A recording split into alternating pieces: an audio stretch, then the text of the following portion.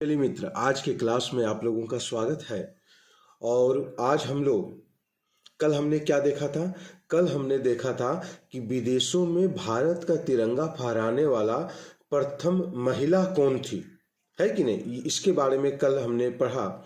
आज हम लोग पढ़ेंगे कि विदेशों में भारत का अस्थायी सरकार का स्थापना किसने किया था। तो लिखेंगे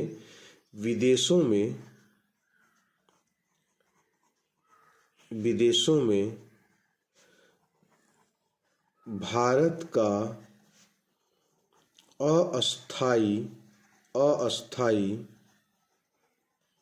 सरकार की स्थापना। ठीक है, विदेशों में भारत की अस्थायी सरकार की स्थापना किसने की? तो इसका आंसर होगा मित्र, राजा महेंद्र प्रताप ने। राजा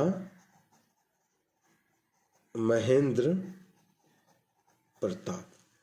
विदेशों में भारत का अस्थायी सरकार का स्थापना किसने किया? तो राजा महेंद्र प्रताप। और इन्हीं के एक मित्र हैं, प्लस इन्हीं के दोस्त हैं, उनका नाम है बरकुतल्ला।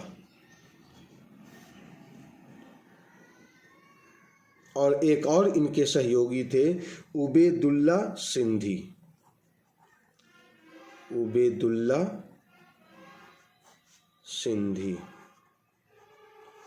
है ना। इन तीनों ने, मतलब ये दोनों जो हैं, बरकुतल्ला और उबेदुल्ला सिंधी, ये राजा महेंद्र प्रताप के सहयोगी हैं। क्या है? तो राजा महेंद्र प्रताप के ये सहयोगी हैं। ठीक है। और आपसे पूछेगा कि विदेशों में भारत का अस्थायी सरकार का स्थापना किसने किया था? तो राजा महेंद्र प्रताप। उनके सहयोगी कौन थे? तो उनके सहयोगी बरकुतल्ला और उबेदुल्ला सिंधी थे। ये जो अस्थायी सरकार की जो स्थापना हुई थी, ये जो अस्थायी सरकार है, इस अस्थायी सरकार की स्थापना कहाँ हुई थी? तो याद रखेंगे, काबुल में।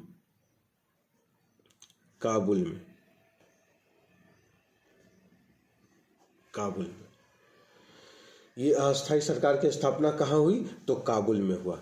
और किसके सहयोग से हुआ? इस सरकार को स्थापित करने में कौन से विदेशी देशों का सहयोग है? तो अस्थायी सरकार की स्थापना में सहयोगी, यहीं पर मैं लिख दे रहा हूं, में सहयोगी। तो किसके सहयोग, कौन सहयोगी है? तो जर्मनी।